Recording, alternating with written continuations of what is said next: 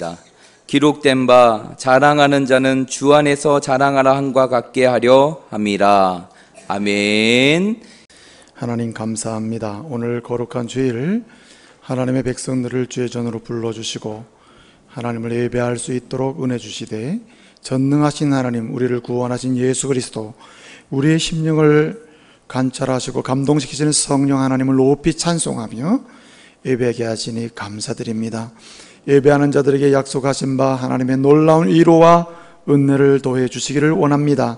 병든 자, 연약한 자 올라왔습니다. 주께서 치료해 주시고, 문제 있는 자, 온갖 세상의 모든 짐들을 짊어지고 올라온 종들도 있습니다.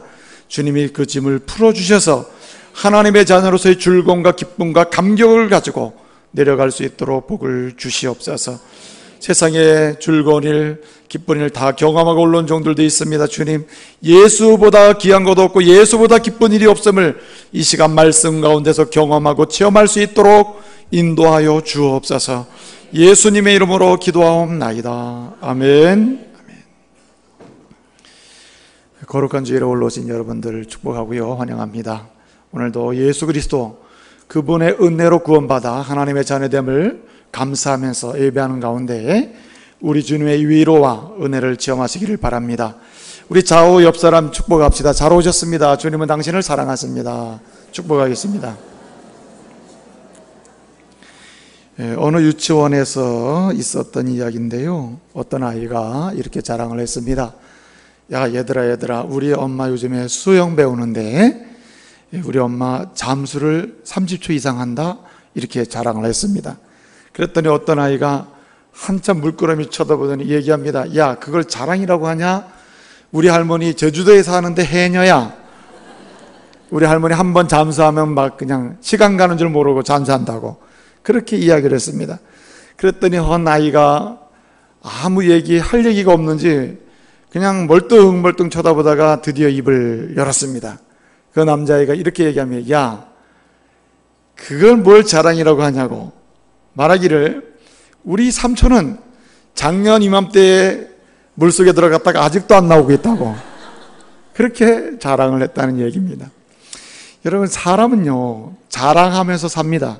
자랑하면서 의미를 찾고 자랑하면서 행복을 찾는 존재가 사람입니다. 그래서 아델론이라고 하는 심리학자는 그런 얘기를 했습니다. 사람은 아주 독특한 존재고 중요한 존재고 의미 있는 존재고 자기 자신을 특별한 존재로 만들고 싶어하는 존재가 사람이다. 이 말은 이렇게 설명할 수 있습니다. 사람은 한마디로 자랑하고 싶어서 안달이 존재다, 이렇게 말할 수 있다는 말이죠.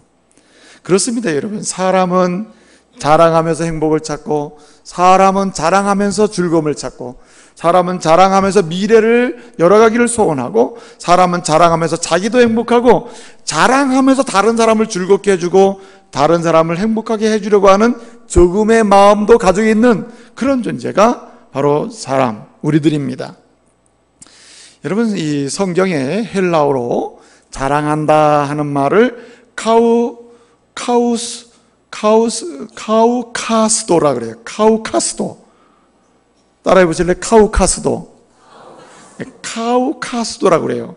이 카우카스도라고 하는 이 자랑한다는 헬라어는 성경에서 반복적으로 나오는 단어입니다. 오늘 본문에도 주 안에서 자랑하라 그랬잖아요. 자랑하려고 하느냐? 주 안에서 자랑하라 그랬어요. 너희는 육신과 관련된 것 자랑하지 못하게 하려고 한다, 29절에서 말씀했잖아요. 30절에서. 그래서 자랑하라, 자랑한다 하는 이 말들은 다 헬라어로, 야고보서에서도 자랑한다는 말이 자주 나오는데, 이 고린도전서에서도 자주 나오는 이 자랑한다는 말은 카우카스도예요. 이 말을 본래 뜻대로 해석하면 이 기쁨이나 즐거움이 넘쳐나서 어쩔 줄을 모르는 가운데 말한다는 의미예요. 그러니까 이 헬라어로 자랑한다는 말은 넘치는 즐거움, 풍성한 기쁨, 이것을 어떻게 해요? 말하지 않을 수 없어 말하고 있는 거예요. 그것을 자랑이라고 하는 겁니다. 그러니까 이 자랑한다는 데에는 어떤 의미가 있냐면, 무엇이 동반되냐 하면 즐거움, 만족, 기쁨, 뭔가 쾌락, 이런 것들이 따라가는 단어가 바로 자랑입니다. 다시 말씀을 드리면 인간은 자랑하는 존재입니다. 심리학적으로 이것은 나와 있어요. 인간은 자랑하면서 사는 존재다. 자랑함으로 의미를 찾는 존재다. 이 말은 자랑하는 가운데 행복을 찾고, 자랑하는 가운데 더 행복해지기를 원하고, 자랑하는 가운데 의미 있고 가치 있는 인생이 되기를 소망하고 그 희구한다는 말입니다. 그래서요, 자랑 많이 하는 사람 보면은 또 행복한 면도 있습니다. 또 자랑 많이 하는 사람 보면은 뭔가 행복해지기를 갈망하는 이런 경우를 우리가 볼 수가 있습니다. 근데 여러분, 성경은요, 이 자랑에 대해서 두 가지로 이야기합니다. 다 자랑은 즐거움이 넘치고 기쁨이 넘치고 쾌락이 넘치고 만족이 넘치는 이런 것을 소망하면서 또 넘치는 그 상태를 이야기하는 것이 자랑인데, 그럼에도 불구하고 사람이 하는 자랑은 두 가지가 있다는 거예요.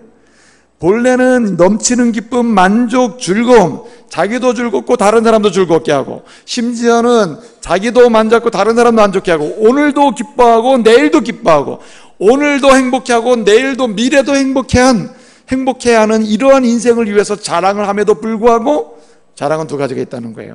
첫째는 그렇게 자랑을 함에도 불구하고 자랑의 결과는 즐겁지 못한 결과를 낳는 게 있다 이 말이죠.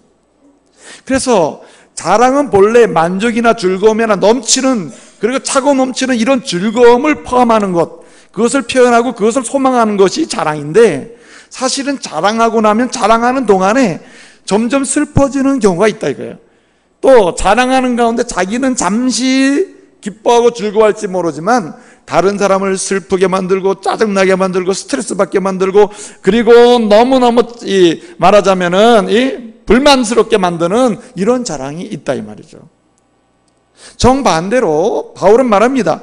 성경은 또 하나의 즐거움인데, 정말 이 자랑이라는 이 카우카스도라는 이 단어가 내포하고 있는 그 뜻대로 자랑하면 할수록 자기도 즐거움이 넘쳐나고 상대방도 즐거움이 넘치고, 심지어는 자기도 행복하고 현재도 행복하고 미래도 행복해지는 이런 길을 열어가게 만드는 그런 자랑이 있다는 말입니다.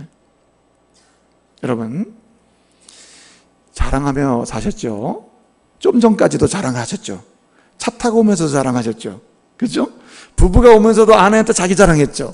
또 남편에게 자기 자랑하지 않았어요? 다 자랑하면서 여기까지 오셨는데, 여러분의 자랑은 어떤 유형입니까? 자랑을 하고 나면 궁극적으로 여러분이 즐거운 상태가 되는 자랑입니까? 또 자랑을 하고 나면 나도 즐겁고 듣는 사람도 즐겁게 만드는 자랑이었습니까? 아니면은 자랑하고 나면 뭔가 허전하고, 자랑하고 나면 결국 나만 잠깐 즐거웠다가 결국 나도 재미없어지는, 나도 행복하지 않는 이런 자랑을 하면서 여기까지 왔습니까? 여러분, 성경은 오늘 바울을 통해서 우리에게 말씀해 줍니다. 이제는 자랑도 구별해서 하라 이거예요. 여러분, 요즘 PR 시대라고 그래요. PR 시대. 자기 PR 시대다. PR하지 않으면 남들이 알아주지 않으니까 PR하며 살아야 된다 그러잖아요. 근데 여러분, 사실은 자기 PR 시대를 하더라도 자기 PR을 통해서 자기도 어려워지고 남도 어려워지고, 자기도 피곤하고 남도 피곤하게 만드는 자기 PR도 있는 거예요. 저 정반대로 진정한 PR은 어떻습니까? 자기도 행복하고 다른 사람도 행복하고, 오늘도 행복하지만 미래도 행복하고, 그리고 오늘 내일도 행복하지만 더 나은 미래에도 행복한 삶으로 나가게 만드는 그런 PR이 있다 이거죠. 어떤 분이 그렇게 얘기하더라고요. PR이란 뭐냐? 피할 것은 피하고 알릴 것은 알리는 것이다. 그게 진정한 PR이다. 그렇게 얘기하는 얘기를 들었어요. 여러분, 오늘 성경에서도 바로 그걸 얘기해 줍니다. 여러분, 진정으로 자랑은 두 가지가, 인간이 하는 자랑은 두 가지가 있다. 자랑이라는 것은 본래 자기도 행복하고 다른 사람도 행복하고 오늘도 행복하고 내일도 미래도 행복하게 만드는 하나의 동력과 원동력이 힘이 되는 것임에도 불구하고, 어떤 경우에는 자기도 어렵게 만들고 미래도 어렵게 만들고 더 힘들게 만들고, 그리고 다른 사람들과 관계 속에서 분쟁과 싸움을 일으키는 자랑이 있고, 어떤 경우는 싸움을 잠재우고 하나 되게 만들고 화합하게 만들고, 그리고 하나 돼서 연합하게 만들고, 그래서 뭔가를 쟁취할 수 있는 힘을 길러주고 미래 행복을 열어주는 이런 행복이 있다 이거예요. 이런 자랑이 있다 이 말이죠. 혹자가 얘기한 대로, 그러면 슬프게 하고 어렵게 하고 오늘도 힘들고 내일도 힘들게 하는 그런 자랑은 뭡니까? 피할 것을 피하지 않고 하는 자랑이고, 쉽게 얘기하면 그런 겁니다. 그러면 오늘도 행복하고 내일도 행복하게 만들고 나도 행복하고 함께하는 다른 사람도 행복하게 하는 그런 자랑은 뭐냐 이 말이죠. 알릴 것을 알리는 거예요. 알릴 것만 알리는 잘 사람. 피할 것 피하면서, 거꾸로 피할 것은 피하지 않고 알릴 것은 알리지 않으면서 하는 피할은, 자랑은 그건 진정한 자랑이 아니라 이거죠. 그래서 사도 바울은 오늘 본문에서도 29절하고 31절에서 두 가지를 얘기해 줍니다. 29절에서는 자랑하지 말아라, 31절에서는 자랑하라, 이렇게 얘기합니다. 그 29절에서는 뭡니까? 말하자면 피할 것을 안 피하고 알릴 것을 알리지 않는 이런 자랑하지 말라는 거예요. 무슨 자랑입니까? 바울은 그렇게 얘기합니다. 육신과 관련된 자랑은 피하라 이거예요. 육신과 관련된 자랑, 자기 자랑은 하지 말아라 하는 겁니다. 근데 오늘 그러면 무슨 자랑? 알릴 것을 알리고 피할 것을 피하는 이런 정말 현재와 미래를 행복하게 만드는 그런 자랑은 어떤 자랑이냐? 오늘 본문의 31절 뭐라 그랬습니까? 자랑할 것이 있다면 주 안에서 자랑을 했습니다. 사실 이 본문 말씀은 예레미야 9장 23절 24절의 말씀을 인용해서 사도 바울이 얘기하는 겁니다. 예레미야 9장 23절 24절에 가서 보게 되면 무슨 말씀이 있습니까? 나를 알고 여호와를 알고 그 다음에 여호와가 어떤 분인지를 깨닫는 것, 이것을 자랑하라고 했습니다. 하나님을 아는 것, 그것을 자랑스럽게 여기고 하나님이 어떤 분인지를 깨닫는 것, 이것을 자랑스럽게, 한마디로 뭡니까? 예레미야도 이렇게 얘기해요.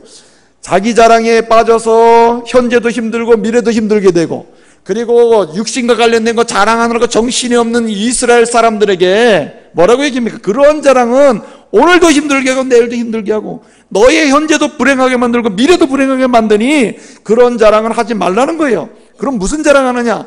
오늘도 내일도 미래도 행복하게 하고 오늘도 같이 있고 내일도 같이 있고 미래도 같이 있게 하며 당신도 행복하고 이스라엘 모두가 행복해지는 그런 자랑해라. 그래서 예레미야는 뭐라고 얘기합니까? 9장 23절 24절에서 하는 말씀의 핵심은 하나님 자랑하라는 얘기예요. 오늘 본문에서 사도 바울이 하는 이야기는 뭡니까? 주님 안에서 자랑하라니까 주님 안에서 나는 뭐해? 이렇게 자랑하라는 말이 아니라 한마디로 예수 자랑하라는 말이에요. 예수 자랑하면 오늘도 행복하고 내일도 행복할 수 있다 이 말이죠. 오늘도 잘 되고 내일도 잘 될 수 있다. 사도 요한은 그런 말씀을 했습니다. 너희가 영혼이 잘된 같이 범사도 잘 되고 강건하기를 내가 기도한다 그랬습니다. 그때 영혼이 잘된 같이 범사가 잘 되고 육체가 강건케 되는 이런 것이 어떻게 가능하냐? 사도 요한은 얘기합니다. 하나님을 사랑하는 사람, 하나님을 경외하는 사람에게 준다 그랬어요. 그렇게 잘되게 한다 그랬습니다. 전도서 8장 12절에서 뭐라고 말씀합니까? 하나님을 경외하는 자, 곧 그를 경외하는 자들은 따라합시다. 잘 될 것이요, 잘 될 것이요 라고 했어요. 무슨 말이? 그러면 하나님을 경외하고 하나님을 사랑하고 하나님을 잘 섬기는 건 도대체 뭐 하는 겁니까? 우리의 일상에서는 바울은 이렇게 얘기하는 겁니다. 하나님을 뭐하라? 자랑하라. 예수를 자랑하라는 거예요. 그래서 예수를 자랑하는 사람, 예수 그리스도를 자랑하는 그 사람이 오늘도 내일도 시간이 갈수록 행복하다. 오늘도 의미 있는 인생을 살 수 있고 내일도 의미 있는 인생을 살 수 있다는 말이에요. 자기를 자랑하고 자기와 관련된 육신과 관련된 걸 아무리 자랑해도 오늘 행복한 것 같지만 그 기쁨은 잠시라, 즐거움은 잠시라는 말이에요. 그러므로 바울은 얘기합니다. 이제는 자기 자랑을 중단하고 이제는 예수 자랑하며 진정으로 신앙인답게 살라고 말씀하는 거예요. 여러분, 자기 자랑을 하는 곳에는 분쟁이 있습니다. 자기 자랑을 하는 곳에는 끊임없는 자기 개발을, 자기 자랑거리를 찾아내는 가운데 사람들과의 관계가 깨지게 되는 거예요. 고린도 교회 성도들은 말입니다, 세상에서 자랑할 만한 거리는 다 가져와서 자랑하는 사람들이었어요. 예수 믿고 예수 그리스도의 의뢰 가운데 예수님 때문에 구원받고 하나님의 자녀가 되고 고린도 교회 성도가 됐음에도 불구하고 그들의 자랑거리는 세상의 이야기예요. 육신과 관련된 거예요. 자기의 삶에 관련된 이야기예요. 그것을 자랑하기에 바빴다. 교회에서든 교회 밖에서든 자기의 잘난 것을 하나라도 찾아서 자랑하려고 정신이 없던 사람들이 고린도 교회 성도들이었습니다. 그래서 자랑하다 이제는 뭐까지 자랑하느냐? 너는 누구한테 배웠느냐? 너는 누가 더 좋냐? 나는 베드로가 좋다, 나는 아볼로가 좋다, 나는 바울이 좋다. 그래서 자기가 좋아하는 사람을 자랑하면서 다른 사람을 상대적으로 이제 비판하고 비평하는 이런 상황까지 와 있는 거예요. 바울이 말하는 겁니다. 그렇게 자기 자랑을 하는 곳에는 행복이 없다. 그렇게 자기 자랑을 하는 곳에는 이 인생의 의미와 가치를 찾을 수 없다. 오늘 잠시 행복할지 모르지만 결국은 당신 자신도 불행하고 모든 사람도 불편해지고 그리고 불행해진다. 이렇게 지금 말씀하고 있는 겁니다. 제가 목사님들 모임에 갔거든요.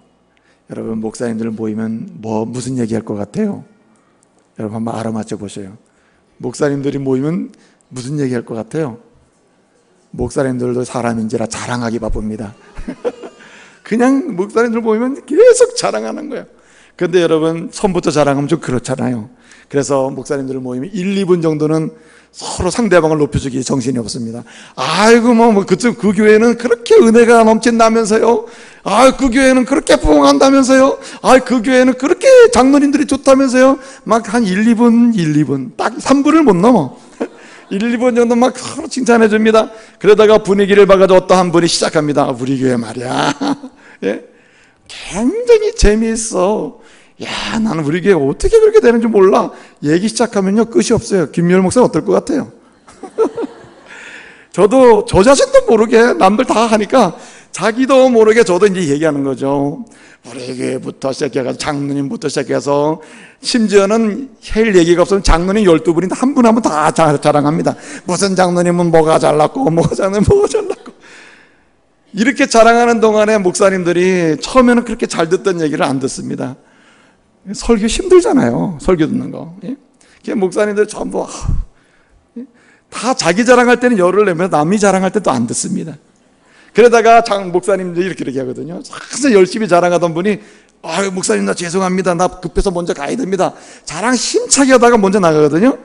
그러면 나머지 목사님들이 공동으로 하는 말이 있습니다. 자기 자랑만 하고 가네. 그러고 갑니다. 그래 또 막 얘기해요. 또 두 번째로 많이 자랑하던 분이 먼저 나 급해서 빨리 가야 됩니다. 그래 가거든요. 그러면 또 나머지 뭐라 그러겠어요? 전부 자기 자랑만 한다고 하네. 그렇게 전부 얘기합니다. 그래서 제가 마음에 참 전부 자랑하기에는 빠지지 않는구나 이런 생각을 갖는 거죠. 그래서 저도 마음에 자랑하지 마라. 절대 자랑하지. 이번 모임에 가면 절대 자랑하지 말아야지. 그럼 끝나고 돌아올 때 보면 제일 많이 자랑하고 온다니까. 그런데 이것이 진정으로 제 영혼과 심령에 평안을 주느냐, 즐거움을 주느냐, 그렇지가 않다는 거예요. 여러분, 자랑하고 난 다음에 모든 사람들이 공통적으로 하는 말이 자기 자랑만 한다는 얘기. 이 말은 뭡니까? 불편하단 말이에요. 이 말은 뭐냐면 자랑을 듣는 동안에 당신이 뭔가 마음에 안 든다는 말이에요. 뭔가 솔직하게 당신과 함께 하는 것이 불편하다는 얘기예요. 그렇기 때문에 여러분, 자랑은 자기 자랑이 아니라 누구 자랑? 예수 자랑을 해야 된다는. 바울이 이것을 충분히 경험했다는 말입니다. 자기도 자랑할 것 많고 이야기할 거리 많고 육신과 관련된 것, 권위와 관련된 것, 자기의 삶의 여정과 관련된 것, 배경과 문화적 배경과 혈육과 관련된 것, 자랑할 것이 많지만은 과거에는 그거 자랑하는데 인생을 다 보냈단 말이에요. 그러나 예수님 만나고 보니까 그것이 내 인생의 기쁨이나 의미를 주지 못하고 진정한 행복을 주지 못했다는 걸 발견했다는 말이에요.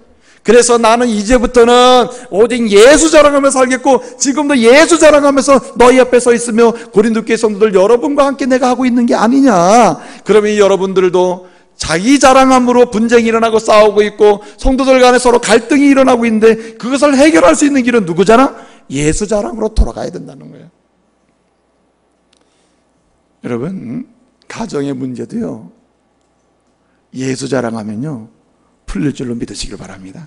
교회 문제 말입니다. 교회 안에서 여러 가지 갈등이나 불편함들이 있잖아요. 다 있잖아요. 그럴 때 누군가가 먼저 예수 자랑하기 시작하면요, 교회 안에서의 갈등과 싸움도 풀릴 줄로 믿으시길 바랍니다.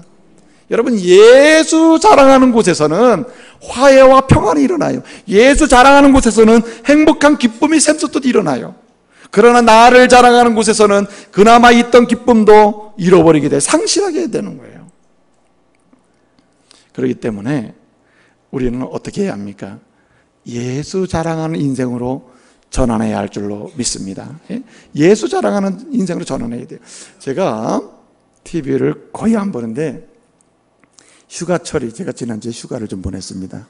말도 없이 휴가 갔다고 미워하지 마세요. 지난주에 제가 일주일을 휴가를 보냈는데 그냥 휴가를 보낸 적이 12일을 한번 맞습니다. 그 12일을 보는데 이런 프로가 나왔어요. 어떤 프로가 나왔냐면은 화가 날 때, 화가 날 때 화를 풀어줄 수 있는 방법, 화가 난 상황에서 이 화가 난 상황을 이렇게 점점 안정을 시키고 풀어줄 수 있는 방법이 뭐냐? 부부가 서로 화가 났을 때 어떻게 푸는 방법이 있냐? 여러분 방법 모르죠? 제가 배웠어요. 그래서 저도 써먹고 있습니다. 화가 났을 때 어떻게 하느냐? 아내가 화가 났을 때 남편이 하는 방법, 남편이 화가 났을 때 아내가 하는 방법이 있는데 무조건 키스해 주래. 그러면은 막 키스를 하면 이 사람 왜 이러냐 그러면서 웃는데요. 그래서 실험을 해보니까 진짜 키스하면은 화가 다 가라앉는 거예요. 근데 여러분, 부부간에 이런 화를 잠재우는 능력이 키스라면은 제가 말씀드리고 싶은 게 뭐냐면 보세요. 모든 갈등과 그리고 불편함이나 그리고 여러 가지 증오나 여러 미움의 상황, 여러 가지 인간적인 관계가 깨진 상황을 근본적으로 해결할 수 있고 치유할 수 있고 이것을 풀어서 부드러운 관계로, 행복한 관계로, 그리고 의미 있는 삶의 가정으로 나아가게 만들 수 있는 강력한 힘이 어디 있느냐? 완전한 힘이 어디 있느냐? 따라합시다. 예수 사랑. 예수 사랑하는 거예요. 예수 사랑. 그래서 예수를 사랑하는 데는요, 이상하게도 거기에 능력이 힘이 나와요. 여러분, 교회 공동체에서 믿음 생활 함께 하는데 나 예수가 좋다는데 거기 못 갈 사람이 있어요? 뭔가를 하는데 예수님이 좋아서 하려고 그래요 하면은 누가 거기 뭐라 할 사람이 있어요? 예수님이 좋아서 어쩔 줄 모르는 모습이 조금이라도 보이기 시작하면 사람은 아무도 그를 향해서 비난할 수 있는 기회를 갖지 못하게 되는 거예요. 그래서 바울은 말합니다. 고린도전서 분쟁하고 있고 싸우고 있고 불편한 가운데 있는 고린도 교회 성도들에게 편지를 쓰면서 제일 먼저 마지막 절에서 1장 마지막 절 정리를 하면서 내가 오늘 이 고린도전서를 통해 가지고 너에게 문제를 풀 수 있고 싸움이나 분열이나 불편함이나 그리고 뭔가 풀리지 않는 문제 가운데서 이 모든 것을 풀 수 있는 강력한 성경적인 가장 좋은 방법을 내가 알려주겠다면서 결론적인 얘기가 뭡니까? 예수 사랑하라는 거예요. 자기 사랑하지 말고 자기 자랑하지 말고 예수 자랑하라는 거예요. 예수 자랑. 예수 자랑을 하면은 문제는 풀리고 그리고 불편함은 사라지고 그리고 뭔가 깨어져 있는 관계는 회복된다. 이렇게 지금 말씀하고 있는 겁니다. 그래서 2장부터 2장, 3장, 4장 쭉 나가면서 어떻게 하면 예수를 자랑하는 인생이 되므로 오늘도 행복하고 내일도 행복할 수 있으며 그리고 나도 행복하고 다른 사람도 행복하게 하는 그런 자랑을 하는 행복한 인생을 살 수 있냐, 이것을 가르쳐주고 있는 겁니다. 여러분, 어떻게 하면은 우리가 예수를 사랑함으로 오늘도 내일도 미래도 행복한 미래 행복을 담보할 수 있는 이런 인생을 살 수 있습니까? 오늘도 같이 있고 내일도 같이 있으며 그리고 나도 행복하고 함께하는 다른 사람도 행복을 경험하게 만드는 이런 인생을 살 수 있단 말입니까? 어떻게 예수를 사랑해야 합니까? 바울은 고린도전서를 통해서 세 가지의 결론을 내려줘요. 첫째는 뭡니까? 예수를 따르는 삶을 살라는 말이에요. 예수를 따르는 삶. 여러분, 예수를 따르는 사람은 무엇입니까? 예수를 따르는 삶이란 자기를 부정하는 삶입니다. 오늘 30절 말씀해 보니까 뭐라 그랬어요? 예수는 어떤 분이냐? 예수는 우리에게 있어서 의로움이 되시고 예수는 우리에게 있어서 거룩함이 되시고 예수는 우리에게 있어서 구속함이 되시는 분이다. 무슨 말이에요? 그러므로 예수를 자랑하며 산다는 말은 예수의 의로움을 닮아가는 것이고 예수의 거룩함을 따라가는 것이고 예수의 구속함을 따라가는 것이에요. 여러분, 예수님은요, 의로우신 분으로 우리를 의롭게 하신 분이에요. 예수님은 거룩하신 분으로 십자가의 죽으심과 부활하심을 통해서 그 피 흘리심의 역사를 통해서 우리를 죄와 사망으로부터 깨끗하게 거룩하게 하신 분입니다. 예수님은 우리를 그 자기 희생을 통해서 우리를 죄와 사망에서 구속해 주신 구속함이 되시는 분이에요. 그래서 예수를 자랑하는 인생이란 예수 따라가는 인생이라. 예수를 어떻게 따라가느냐? 예수 그리스도로 인해서 의롭게 되고 거룩하게 되고 이미 신분상 속성상으로 구속함을 받은 우리는 예수님의 의로움을 닮아가고 예수님의 거룩함을 닮아가고 예수님의 구속함의 은혜를 닮아가는 이런 사람이 되어야 한다 이 말이죠. 여러분, 성도는 정직할 필요가 있습니다. 여러분, 예수를 자랑하는 구체적인 삶은 예수를 따라가는 삶, 자기를 부정하는 삶인데, 한마디로 사람은 어떻습니까? 세상은 우리로 하여금 거짓되게 만들어요. 불의하게 만들어요. 거룩하지 못하는 자를 자꾸만 나가게 만들어요. 그리고 자신의 능력으로 뭔가 할 수 있다고 자부심을 갖게 만들어요. 그런데 여러분, 예수를 따라가는, 자기를 부정하는 사람은 어떻습니까? 나는 아무 능력이 없으나 주님은 거룩하시니 주님이 거룩하신 은혜를 내게 주셨으므로 나는 오늘도 진실되고 정직하게 살아가고자 살아간, 헌신하는 삶을 사는 거죠. 이런 사람에게서 어떻게 해요? 예수가 자랑되는 것입니다. 그래서 의롭고 거룩하고 그리고 구속함이 되시는 예수님을 따라가는 사람은 한마디로 바르게, 그리고 올바르게, 그리고 오르게, 의롭게, 깨끗하게 그렇게 살아야 되는 것이죠. 여러분, 오늘 이 시대에 한국 사회가 밝아질 수 있는 길은 있습니다. 한국 사회가 굉장히 뇌물과 타락해졌다는데 많이 좋아졌죠. 그럼에도 불구하고 여러분, 물질과 그리고 끊임없는 이 뇌물과 이런 관계 속에서 뭔가 문제를 풀어가고자 하고 위선과 거짓으로 문제를 풀어가는 이런 사회 아닙니까? 왜 이 사회가 이렇게 어둡습니까, 여러분? 우리가 예수 자랑하는 삶을 살지 않기 때문이에요.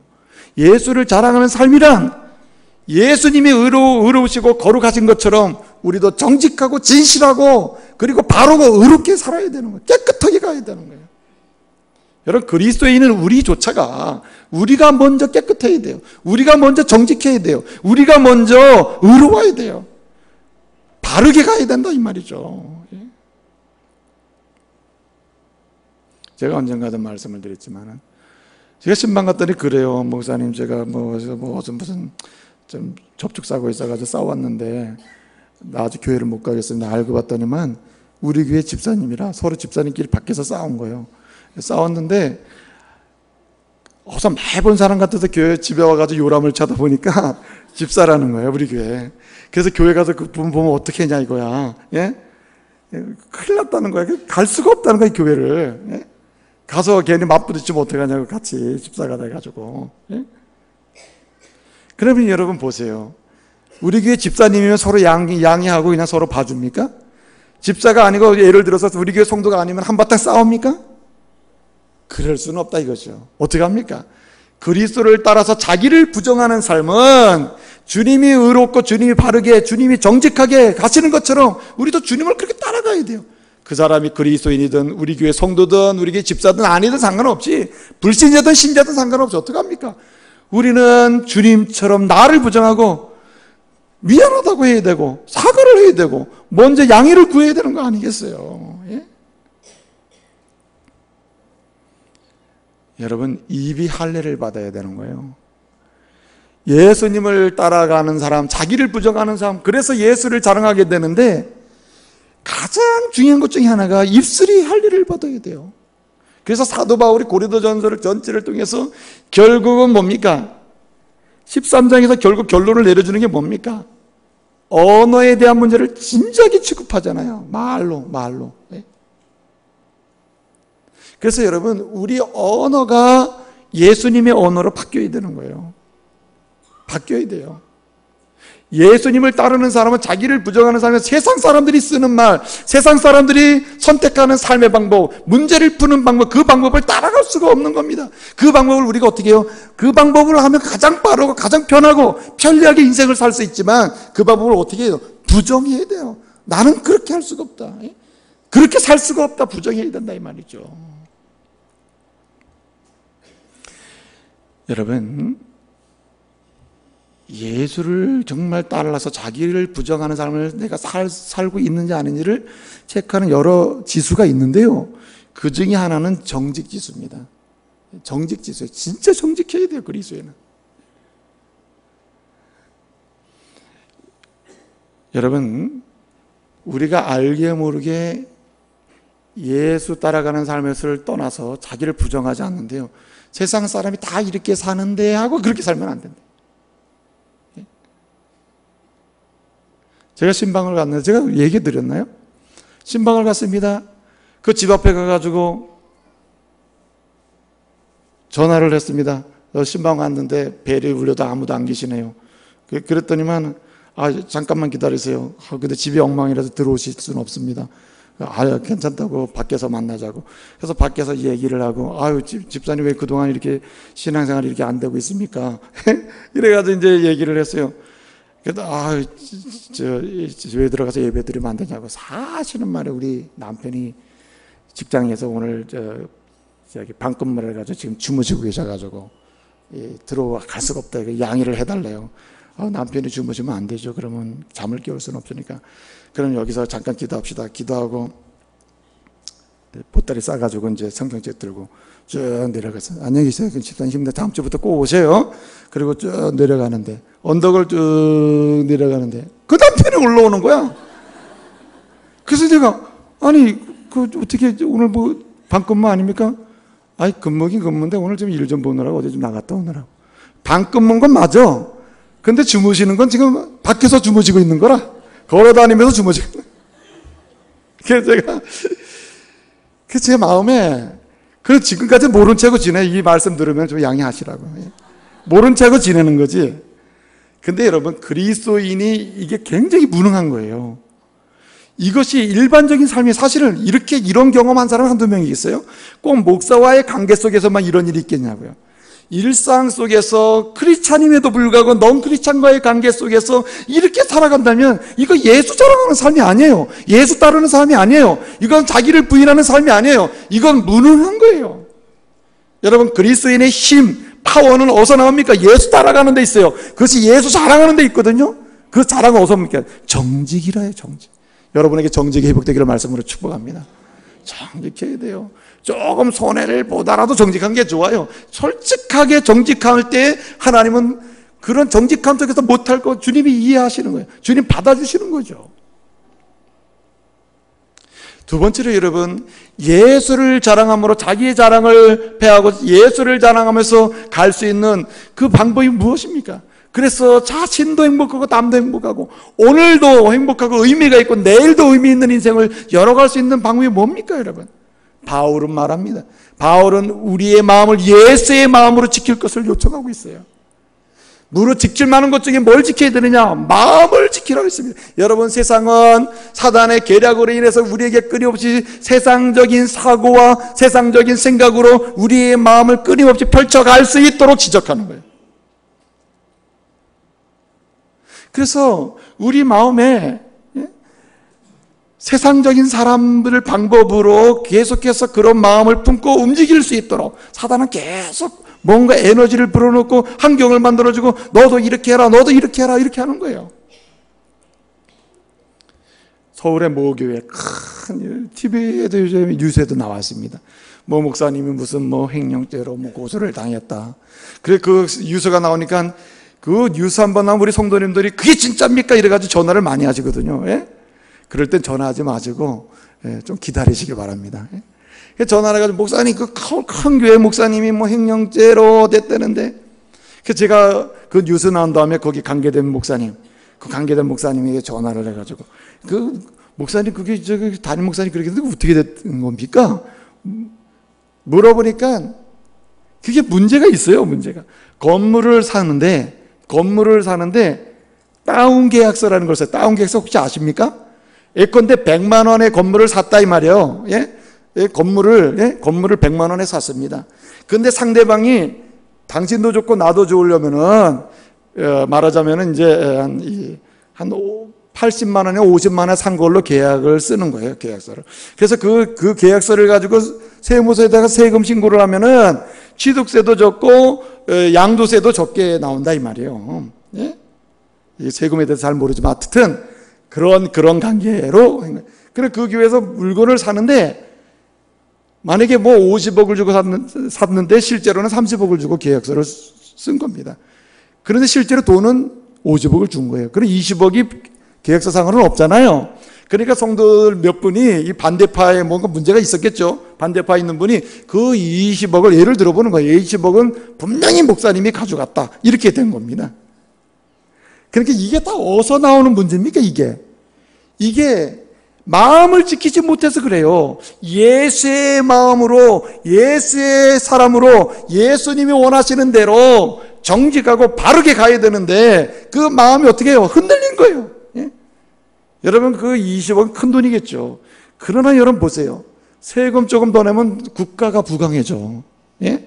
세금 우리가 제대로 잘 내잖아요. 그건 나라가 튼튼해진다니까요.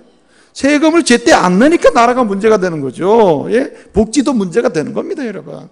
그러니까 교회가 뭘 샀다. 그러면 제대로 계약서를 쓰고 돈을 정확히 주고 거기에 맞는 세금을 정확히 내야 돼요. 그러면 나라도 건강해지고 교회도 부흥케 되는 줄 믿으시길 바랍니다. 그래서 마음을 지켜야 되는 거예요. 그래서 여러분, 우리가 마음을 지킬 때 우리에게 있는 강한 게 있어요. 자랑할 만한 게 있어요. 강점이 있습니다. 그 강점이 있을 때 사단은 말합니다. 야, 네가 그렇게 잘난 게 있으니까 네가 그걸 가지고 뭘 해라. 이렇게 해서 우리를 계속해서 마음을 교만하게 묶어둔다 이 말이죠. 그럴 때 마음을 지켜야 돼요. 예수의 마음, 겸손의 마음으로 자기 마음을 지켜서 어떻게 해야 됩니까? 이 모든 잘난 것, 장점들, 뭔가 자랑할 만한 것들을 다 이게 누구의 은혜요? 예수의 은혜라고 말하면서 이것을 사용할 수 있어야 된다 이 말이죠. 여러분, 압살롬이라는 사람은 기가 막히게 잘생긴 사람이에요. 압살롬은요, 머릿결도 있고 황금결도 있을 것 같아요. 머릿결도 이쁘고 얼굴도 잘생겨가지고 다윗이 굉장히 이뻐하고 사랑했던 아들이 압살롬이에요. 그렇게 잘난 얼굴 가지고 말입니다. 잘난 얼굴 가지고 어떻게 또 잘났으니까 사람들이 자꾸만 북돋았겠죠. 너 뭔가 반란을 일으켜봐라. 너 뭔가 하면 될 거야. 아버지 지금 나이도 많으니까 네가 먼저 빨리 반란 일으켜서 아버지 왕권을 차지해라. 이렇게 했을 거 아니겠어요. 그러니까 압살롬이 어떻게 해요? 그 잘난 것 때문에, 예? 잘난 것 때문에 사람들이 막 그럴 세상적인 방법으로 너도 저 어느 나라 이방 나라 보니까 반란 일으켜서 왕자리 빼뒀다는 너도 해봐라 말이야. 그렇게 되니까 이 마음을 지키지 못해서 예수의 마음으로 겸손하게 내가 왕자면 이렇게 잘나게 낳아주신 아버지를 고맙게 여기고, 예? 내 이렇게 잘난 얼굴, 내 잘난 모습, 이걸 가지고 하나님 어떻게 기쁘게 돼? 이렇게 나와야 되는데 마음을 지키지 못해서 어떻게 했습니까? 반란을 일으켜서 결국은 그 잘난 머리 때문에 어디에 걸려 죽었어요. 그 자랑할 만한 사람들이 멋있다고 했던 그 머리가 나무에 걸려가지고 죽고 말잖아요. 그래서 여러분 보세요. 삼손 보세요. 삼손은 나귀떡 뼈나가지고 1000명을 죽인 사람이요. 이 사람은 대단히 능력 있는 사람 아닙니까? 예? 사람들이 야, 너 정말 잘났다. 어떤 예쁜 여자들이 와가 너 정말 잘났다. 남자답다. 멋있는 남자다. 야, 나귀떡 하나 가지고 1000명을 죽였으니 넌 진짜 남성 중에 남성이다. 너 도대체 어디서 그 힘이 나냐? 우쭐해 죽겠죠. 그 비밀로 하라고 하는 하나님의 말씀을 잊어버리고 마음이 우쭐해지니까 어떻게 됩니까? 예? 이거는 뭐 하면서 가르쳐 준 거죠. 그들이 어떻게 됩니까? 맷돌을 돌리다가 비참하게 죽는 거 아닙니까, 여러분? 예? 근데 정반대로 말입니다. 우리는 마음을 지켜야 되는 것 중에 잘난 것과도 관련해서 마음을 지켜야 되지만은 부족하고 못나고 연약하고 약점이 있거든요. 그런 부분과 관련해서도 내 마음을 지켜야 돼요. 우리가 너무 컴플렉스에 빠지면 안 된다고요. 예수의 사람은 자기의 마음을 지킴으로 자기가 약하나 연약하나 가난하나 병들거나 그런 자리에서도 뭐 해야 됩니까? 예수를 자랑하려면은 자기 마음을 지켜야 돼요. 예수의 마음으로 자기의 현재 상태 가운데서도 주님이 나에게 어떤 은혜를 주시려고 이러시는지 지켜야 된다 이 말이죠. 왜 나만 이러냐? 왜 나만 연약하냐? 왜 나만 병드는 거야? 왜 나만 이렇게 살아야 되냐 말이에요. 이렇게 할 때 어때요? 세상적인 방법으로 마음이 흔들리니까 어떻습니까? 예수 자랑하지 못하게 되는 거예요. 제가요, 저희 어머니를 모시고 한 달에 한 번 또는 뭐 2달에 한 번꼴로 병원을 좀 가거든요. 우리 집사람이랑 이제 이렇게 같이 갑니다. 그러면은 가면은 의사가 꼭 우리 어머니는 제 앞에서는 아프다 소리 안 하다가 의사 선생님 앞에만 쓰면 아프다고 그래. 그래가지고 아유 뭐 얼굴이 붓는지 모르겠어요. 나한테 얘기하는 거. 뭐 가슴이 여기가 아프대요. 또 뭐 허리가 왜 예전에는 이렇게 아프다가 이렇게 아픈지 모르겠어요. 다리는 걷긴 걷는데 제대로 걷는 게 아니라 우리 어머니 다 얘기를 하는 거예요. 그래서 제가 아유 어머니 적당히 하시라고. 예? 아유 얘기 안 하다가 여기서 그러시냐고.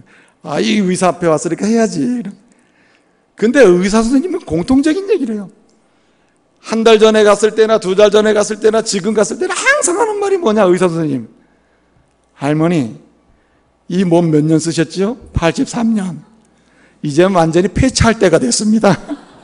그 의사 선생님 얘기해요. 이젠 중고를 넘어서 이제는 폐차할 때가 된 거예요, 할머니. 그러니까 이나마 덜그덩거리지만 굴러다니는 거 감사하라고. 그러면서 하시는 말씀이 뒤에도 더 붙여줘요.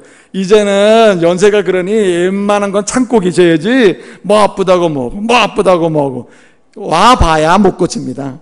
그러니까 이제는 이러려니 하고 이제는 폐차할 때가 됐구나. 이 몸이 나를 이렇게 지탱해주고 평생 살게 했으니 참 고맙다 생각하고 그렇게 살래요. 갈 때마다 그 얘기를 하는 거예요. 이제는 중고차도 아니고 뭐라고요? 폐차할 때가 됐어요. 그리고 우리 어머니 아주 싫어하셔. 무슨 중고차가 폐차냐고 말해 몸이. 그런데 제가 그 얘기를 들으면 항상 그런 말을 들어요. 우리 몸의 약한 상태를 나이에 맞게끔 받아들여야 된다는 거예요. 예? 여러분 70대가요 30대처럼 팔팔해서는 그건 보기 안 좋아요. 예? 50대 딱 되면요 50대 나이 다운 얼굴을 가지고 있어야지. 예? 그냥 너무 젊어지려고 하면 안 된다니까요. 얼마 전에 제 고등학교 친구가 휴가차 원주를 왔습니다. 제가 고등학교 다닐 때 예수 믿으라고 그랬는데 그렇게 안 믿더니만은 지금은 재정집사가 돼 있는 거예요, 교회에. 그 집사님 오더니만 그 집사님이 상대적으로 저보다 좀 늙었더라고. 그 집사님이 나보고 얘기하는 거야. 김 목사는 나이를 거꾸로 먹나? 그러면서 하는 얘기가 적어도 50대면 나처럼은 돼야지. 근데 내가 보기엔 너무 머리가 빠졌어. 너무 얼굴이 막 갔어요. 그래서 야 그건 아니다. 내가 너무 젊다 치더라도 그 정도는 아닌 것 같아. 그래. 그 웃었습니다. 여러분 하나님이 우리를 약하게 하실 땐 이유가 있는 거예요. 나이에 맞게끔 약하게 해주시거든요. 그 약함 속에서 하나님 주신 강함의 영광을 봐야지 몸이 강해져서 뭘 어쩌는 얘기입니까 여러분. 그러므로 약할 때도 마음이 흔들리면 안 돼요. 우리는 예수의 마음으로 내 마음을 지켜야 할 줄로 믿습니다. 예수님의 겸손, 예수님의 고난 당하실 때 그 마음으로 우리의 약할 때도 지켜야 돼요. 사람들은 약한 마음이 오면요 여러 가지 이야기를 해요. 저는요 시간이 다 됐네. 끝나기로 하겠어요. 제가 얼마 전에 임종예배를 드렸습니다. 임종예배를 드려갔는데 그 사랑하는 아드님께서 임종예배를 막 시작하려고 성경을 찾고 이제 임종예배 드리겠습니다 이렇게 모여 앉았는데 메모를 하나 써서 주시는 거예요. 그 메모를 급하게 읽었습니다. 보니까 뭐라고 써있느냐. 목사님, 우리 어머니는 이 병원에서 다 고쳐가지고 꼭 살아나갈 줄 굳게 믿고 있습니다. 그러니 유의해라 이 말이죠. 예? 고쳐서 살아나갈 줄 믿고 있는 어머니니까 임종예배 조심해서 드려라 이 말이에요. 그래서 제 마음에 아이고야 우리 권사님 이제 하나님이 이제 오늘 내일 부르실 시점이 와 있는데 아직도 고쳐서 나갈 줄로 믿습니다 이러고 있으면 이거는 안 맞는 거야. 이건 약한 가운데서 마음을 지키지 못하는 거예요. 천국을 보고 있어야지. 그래서 내 마음에 아니야 지금 우리 집사님은 이런 얘기를 나한테 써서 주지만은 임종예배 드릴 때 우리 권사님 분명히 하나님 나라를 바라보실 거고 약함을 받아들이는 가운데 나를 이 약함을 통해서 천국으로 인도하시고자 하시는 하나님의 은혜를 바라볼 거야. 예수를 자랑하게 될 거야. 그러면서 권사님 이제 임종예배 드리겠습니다. 이제 하나님 부르실 때 가까웠습니다. 권사님 이거 인정하시고 이제 함께 하나님께 영광을 돌리겠습니다. 근데 우리 권사님 은혜롭게 임종예배를 드리시더라고. 나는 겁는 목사님 무슨 임종예배냐고. 이게 야단치면 어떡해요. 예? 그때 거기서 참 은혜롭게 예배를 드리고 지금 약함 중에 강함 되시는 주님 자랑하면서 그렇게 하는 거예요. 사랑하는 성도 여러분, 마음을 굳게 지키시길 바랍니다. 예수의 마음으로 약할 때는 약할 대로 지키고 강할 때는 내가 장점이 있을 때는 장점을 지켜야 돼요. 그래 교만하지 않고 또 약할 때 내 마음을 예수의 마음으로 지켜야 우리가 어떻게 해요? 예수의 사람으로 그 비굴하게 세상 속에서 살지 않는다 이 말이죠. 그래서 예수를 자랑하는 인생은요 자기 마음을 예수의 마음으로 지켜서 어떻게 해요? 자부심을 가지고 사는 거예요. 부끄러워하지 않고 사는 거예요. 이 얘기하고 마치도록 하겠습니다. 제가 20대에 교육전사를 했는데 10대 말에 한 청소년이지 말하자면 그 청소년이 전라도에서 안산으로 왔습니다. 안산으로 왔는데 이 친구가 딴 거는 잘 모르겠는데 예수를 그렇게 잘 믿어요. 그래서 이 친구 올라와가지고 기술도 까먹었던 능력이 없으니까 어디 취직했냐면은 천막을 만드는 회사에 취직했어요. 천막 만드는 회사. 그 직원도 꽤 되는 회사인데 거기에 취직했습니다. 근데 이 친구 얼마나 성실한지 사장이 시키는 건 그냥 너무 성실하게 잘 감당하는 거예요. 근데 사장이 마음에 안 드는 게 한 가지 있는 겁니다. 이 친구가 사장님 다른 것은 뭐 다 시키세요. 뭐 밤새도록 일 시켜도 좋아요. 그 밤새도록 뭐 24시간 일 시켜도 좋아요. 자기는 할 수 있는 대로 다 하겠습니다. 근데 한 가지만 허락해 주세요. 그건 뭐냐? 예배 드리는 건 허락해 주세요. 그건 무슨 예배냐? 주일 예배? 그래, 주일 예배. 그것만이 아니고 수요예배, 금요예배, 새벽기도. 하여튼 뭐 속으로 무슨 뭐 순모임 이런 예배를 다 얘기하면서 한 열 몇 가지 되는 예배를 얘기한 거예요. 이 예배 드리는 일만 허락해 주면은 내가 뭐든지 하겠다고, 뭐든지. 예? 그렇게 얘기를 하는 거예요. 사장이 다 마음에 드는데 예수 믿는 게 마음에 안 드는 거예요. 예?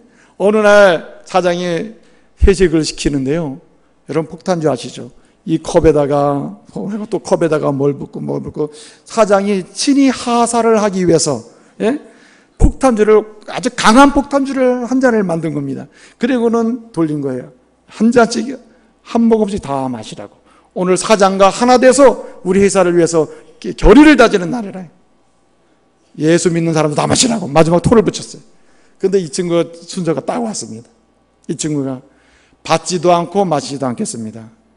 예수를 믿는 사람도 다 하라고 하는 토를 붙였기 때문에 옛날에는 받기는 했지만 이제는 받지도 않겠습니다. 그리고 마시지도 않겠습니다. 그리고 패스했어요. 그 다음 사람, 거기 예수 믿는 사람 많은데 다 사장이 좀 폭탄주를 다 마셨어요. 사장이 화가 나가지고 말이야. 너 내일부터 나오지 말라고 말이야. 기분 나쁘다고 말이야. 그 다음날 나왔어요. 나와서 사장이 불러더래요. 너 내가 어제 나오지 말라 그랬지. 회사 그만두라고. 그래가지고 그 폭탄주 안 맞아서 회사를 그만두게 된 겁니다. 사장이 자른 거죠. 근데 자르면서 마지막에 이 얘기를 했대요. 야, 우리 회사에 말이야, 예수 믿는 것들 많은데 다 가짜야. 너만 진짜야. 너만 진짜. 너만 진짜라고. 그러면서 너는 그만두긴 그만두는데 내가 이 처먹 만드는 기계 있잖아요. 중고 기계에다 하나 연결해 줄 테니까 그거 가지고 청 만드는 회사 한번 해보라고.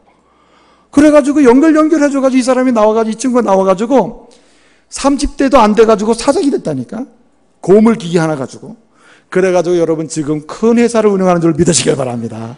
여러분 제가 뭘 말씀드리는지 아시겠어요?